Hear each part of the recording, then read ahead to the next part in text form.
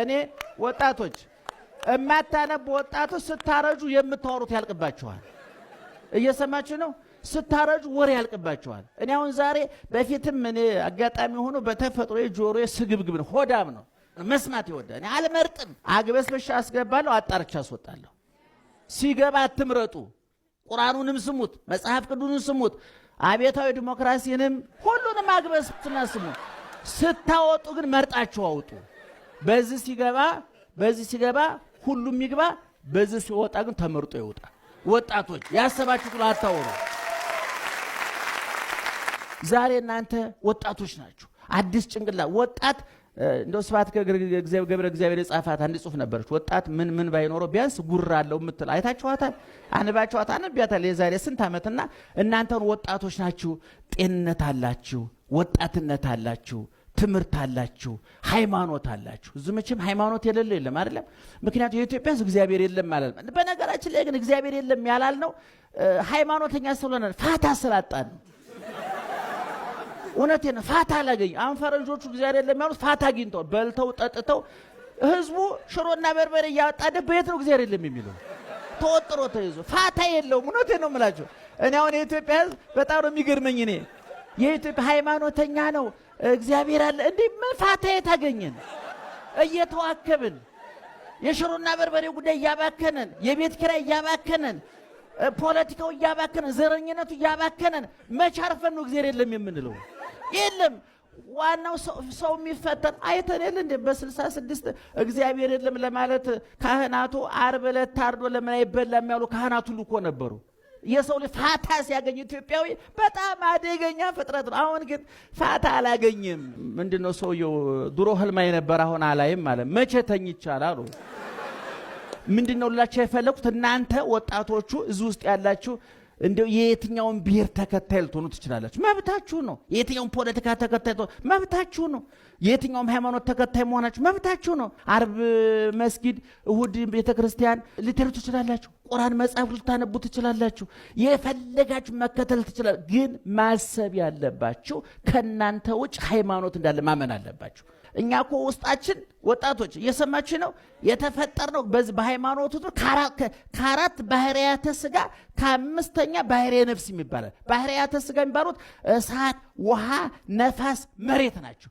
እነዚህ አራቱ ሲስማሙ ሰው በሰላም ይኖራል ይላል መጽሐፋችን። ሰው ቅዱስ የሚሆነው አራቱ ነገሮች ሲስማሙለት ነው ይላል። ቦልካኖ የሚፈጠረው ይሄ እሳተ ገሞራ የሚፈጠረው እነዚህ አራቱ ጦርነት ሲገጥሙ እንዳልቡርሃንና እንደ ዳጋሉ ጦርነት ይገጥማሉ። ይገርማቸዋል። ነፋሱ እሳቱን ያግለበልበዋል፣ እሳቱ ውሃውን ያፈለዋል፣ ውሃው መሬቱን ይገለብጠዋል ይላል። የዘመን ሰዎች የጻፏቸው ጽሑፎች ትንሽ ይሄን የሚያሳዩ አይቻለሁ። ሌላ ደግሞ ነፍስ የምትባል 3 ባህሪ ያላታለች። የነፍስ ባህሪዋ ምንድነው? አዋቂነት፣ ለባዊነት ማለት ነው። ህያውነት፣ ዘላለማዊነት፣ ነፍስ አትሞትም። ነባቢነት፣ መናገር፣ ተናጋሪነት። ተናጋሪነት ማለት ቋንቋ መናገር ማለት የመናገር ስልጣን ማለት ነው። እየሰማችሁ ነው?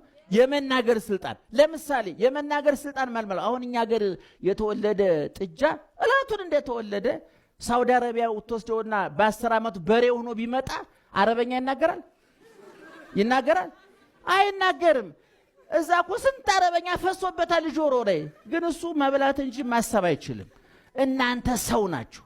በሳር በውሃ የሚደልብ ጭንቅላት የለንም። በንባብ ነው የሚደልበው፣ በእውቀት ነው የሚደልበው። ቅድም እንደነ ዳዊት አይነት የሐሳብ የአይምሮ አስቤዛ የነፍስ ቀለብ የልቡና እህሉ ሰፋሪዎች የሚያቀርቡት ይሄ ጭንቅላት እንዲገነብ። ይሄ ጭንቅላት ይራባል፣ ይጠማል፣ ይከሳል፣ ይመነምናል። ይገርማቸዋል። ጭንቅላታቸው የመነመኑት በምን ይታወቃሉ? ጥላቻ ሲተፉ፣ እርግማን ሲተፉ። እውነቴን ነው የምላችሁ።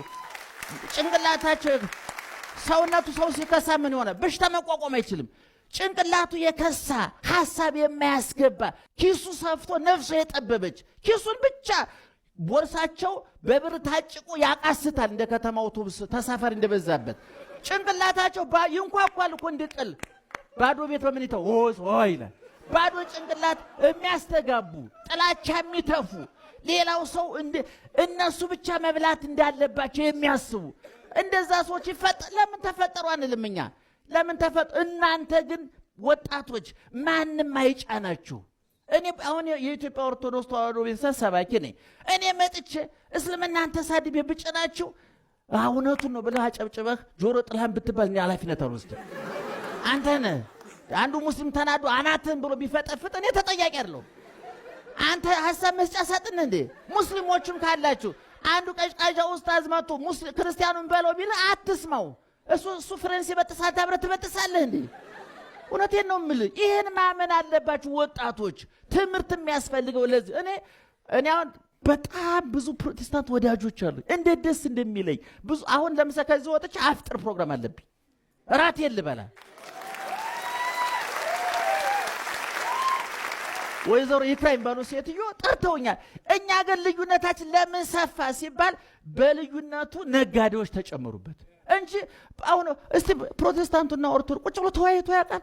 እስኪ እዚህ ውስጥ ያላችሁ ፕሮቴስታንቶች ኦርቶዶክሳውያኑ ስለ ድንግል ማርያም እንድናብራራ እድል ሰጥታችሁ ታውቃላችሁ?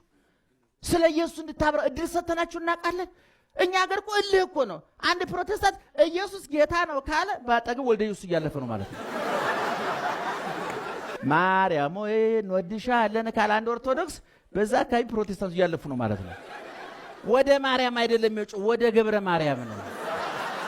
ማተብን ማሳየት ያለብህ እስላምን ታመጣለህ ሳይሆን ፈጣሪ ሃይማኖቴ የኔ ናት እስከ አንገቴን እሰጥላታለሁ ማለት እንጂ ጎረቤትን ለማናደድ። እኛ ሀገር እኮ ታውቃላችሁ አይደል? በጊያረደ ጎረቤት እኮ ያኛውን ለማናደድ ምንድነው በጉና ገፈፍከው እንደለጨኩ ምን ለማለት ነው? እዛኛው ሽሮ ምን ታተከት ጎረቤት አለች። እሷን ለማናደድ እኮ ነው። ይሄ በግ እንደው ስብ የለውም ዛሬ ምን ሆኖ ነው ይላል። ለሚስቱ እኮ ነው የሚለው። ምን ስፒከር ያስፈልገዋል? ይሄ በሩ ዘግቶ ያወራው። ዮሐንስ አፈወርቅ የተባለው ሊቅ ምን ይላል? አንተ ራቁቷን ቡትቶ በለበሰች ሴት ሐር ለብሰሽ በወርቅ ተንቆጥቆጠሽ ስትሄጂ እግዚአብሔር ላይ እኮ መፈንቅለ መንግስት እያካሄድሽ ነው፣ አመፅ እየቀሰቀሽበት ነው። ቀላል አይምሰልሽ ይላል። ምክንያቱ ደዋያችን ስታይ ጌታዬ እኔና ጎስቁለኸኝ እሷ ሐር ለብሳ ምን በድዬ ነው? አመፁ ወደ ማን ይቀጥላል? ወደ እግዚአብሔር ነው የሚቀጥለው። ስለዚህ እኔ ወጣቶች እዚህ ውስጥ ያላችሁ እንደነ ዳዊት እግዚአብሔር ይባርካችሁ። እውነቱን ለመናገር ትልቅ ምርት ነው የምታመርቱት። እውነቴን ነው የምልህ። ሰው እንስራ። ይሄ ነው ትልቁ ነጥብ። ስለዚህ አሁንም ደግም የምላችሁ ከእናንተ ውጭ ላለ ሰው ቦታ ስጡ። ለሌላው ሃይማኖት እኔ አሁን አጠገቤ መስጊድ አለ። ለልጆች ምን ብዬ ነግሬያቸዋለሁ? ይሄ መስጊድ እኛ አናመልክበትም፣ ነገር ግን እናንተ ጋር ትምህርት ቤት አብረው የሚማሩ ነገ ከእናንተ ጋር የፖለቲካ ፓርቲ የሚያቋቁሙ የሚነግዱ ከእናንተ ጋር የሚኖሩ ሙስሊም ወንድሞቻችሁ ማምለኪያቸው ነው። እዚህ የማምለክ ግዴታ የለባችሁም፣ የማዋረድ መብት ግን የላችሁም ብዬ ነግሬያቸዋለሁ።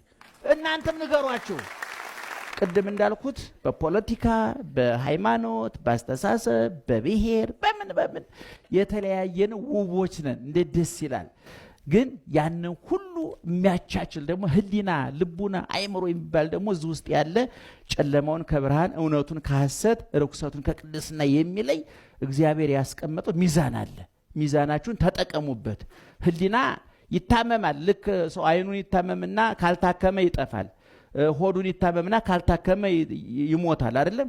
ልክ ህሊናም ይታመማል። በጊዜ መድኃኒት ካልተፈለገለት ጥላቻ የሚባል በሽታ አለ። ካንሰር፣ የአይምሮ ካንሰር። ሰፋ አድርጋችሁ አስቡ ለማለት ነው።